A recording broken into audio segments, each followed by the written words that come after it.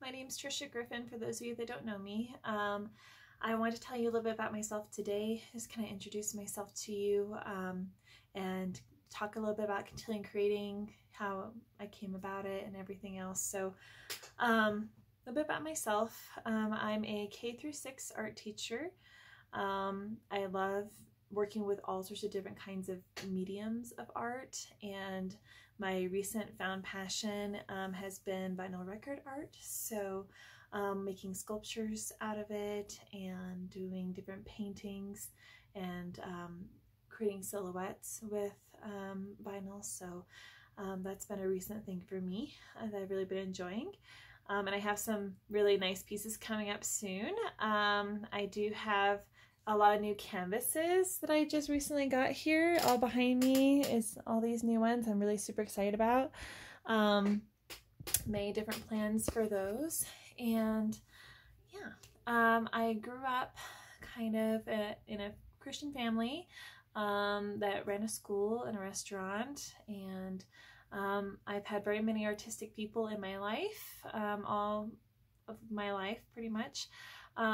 My dad was an artist. He did a lot of oil paintings, and I didn't really get into that until I really graduated high school and was in college for a little while, and then I learned about it from a neighbor and someone that was helping us at our school. So I started off though drawing as a kid. I loved trying to make things look exactly like how I saw it. It was very detail oriented, and so I practiced drawing a lot, and I loved to sing. I would sing pretty much all the time, and my friends and I would always sing at the school too.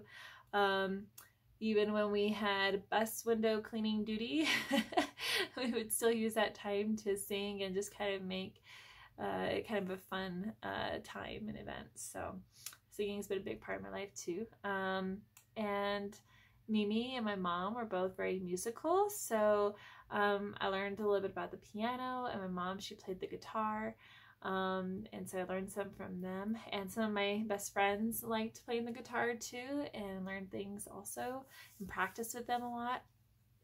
And I went to church a lot, so we would sing a lot in church and with each other. So yeah, and then my aunts knew a lot about sewing and quilting, so I learned about that as well. I learned how to make pillows, sew on a button, and things like that. So I became very versatile. I learned so many different things. I always like to explore different things too as I was growing up. I remember I made this girl riding a horse out of newspaper, all out of newspaper, and I was so excited about it and thought it was so great.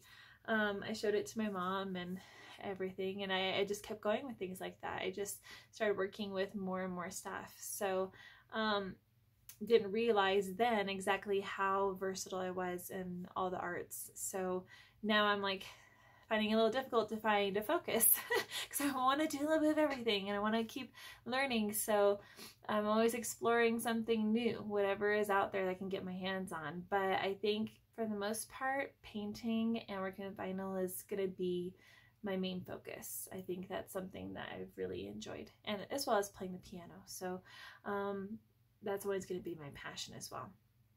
And I was actually able to get the family piano for my house, so I was very excited about that. It was something very special with all of us, and yeah, I'm glad I can still be in the family.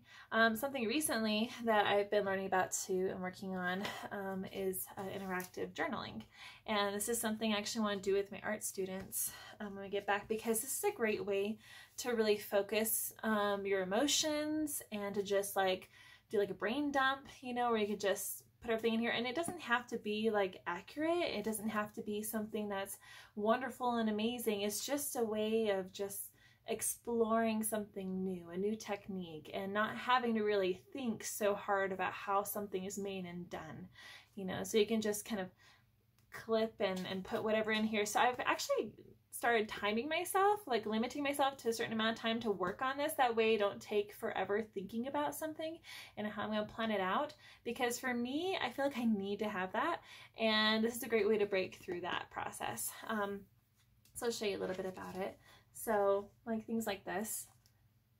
sometimes I use scriptures. Sometimes I will write for 7 minutes and just kind of, you know, write everything that comes to my head. If I can't think of something, I'll write, I can't think of something. And until the 7 minutes are up. And then I will find words that either are repeated or that are just really strong words. And I will put them together in like a poem or something else. And this was like a, was called Blackout Poetry. And I just took something that I used a long time ago when I was showing my students how to do blackout poetry, and I decided to just clip and put that in there. And you just pretty much go through like different pages and you just randomly put watercolor and you just work with different textures and techniques. And, you know, I mean, it's just a really good way to just free up your mind, you know, and not have to worry. And these were like actually my notes I ended up painting over top of and just gluing them straight in here. So, I mean, you know, it's just fun. And I've had so much fun with this every morning, and just a great new thing I'm exploring. So, yeah. So anyway, I've been finding a lot of old artworks or art pieces that I could include in this, like some old roses that I drew before. I decided just to glue that in there, and some old prints that I made and exploring with ink in college. And so yeah, there's just so much that can be done with this. So I'm trying not to take on too many projects, but if you really like this though, these journals I made myself. I did the bookbinding and everything. I didn't round out the pages because I feel like, you know, it's okay if they're flat like that, but these pages are nice because they don't bleed through, and you can paint on them, you can do any kind of medium on them. They're very versatile.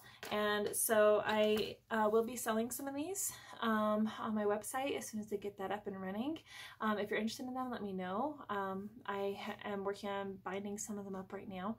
But yeah, it's just a great way to just really express your emotions, and like I said, just have that freedom just to play and not have to worry about it really becoming anything special, you know. I mean, it does end up becoming special though to you as you go. So anyway, that's a little bit about myself and my art journey. After drawing, I went into painting, but it wasn't oil paints. I went into acrylic paints with my aunt, and then together we started exploring oil painting, watching Bob Ross videos, and it did not go well. We got very frustrated with Bob Ross very quick because he made everything look so perfect, and like he just did it in one little swoosh and that was it. And we're just like, we're swooshing, but it's not happening. So that's where Dr. Sennett saved us. He knew a lot about the Bob Ross technique, and so he ended up teaching us that, and then I got really into it. We started with landscapes, and then I explored on my own with portrait paintings, and that's how I got into that. It was really, I've done some pretty detailed portraits. I started off with doing an Albert Einstein black and white for Poppy, and because I knew that he really liked him. And then I did a Gordon Ramsay in color for the first time, and that was pretty tricky. It took me a while, but I did that for my husband because I knew he loved Gordon Ramsay, and I made the frame myself too, so I learned how to do that as well. So I'm like, you know, that's why I'm having trouble with the focus, because I enjoy everything that I do and everything that I make, and it's hard to you know, limit myself, but I know that sometimes it's needed. So anyway, so I went from oil painting, and then I actually took a class on how to make these journals for my kids, and I was like, oh, that's so cool. So when I learned how to go about cutting this, which I was told to do it in the oven, totally wrong. Don't do that, not healthy for you. I will post another video on vinyl record stuff that's very important to know about later, but they actually emit a chemical when they're heated up. They're fine when they're not, but yeah, it definitely wasn't safe to do it that way, which I discovered the hard way.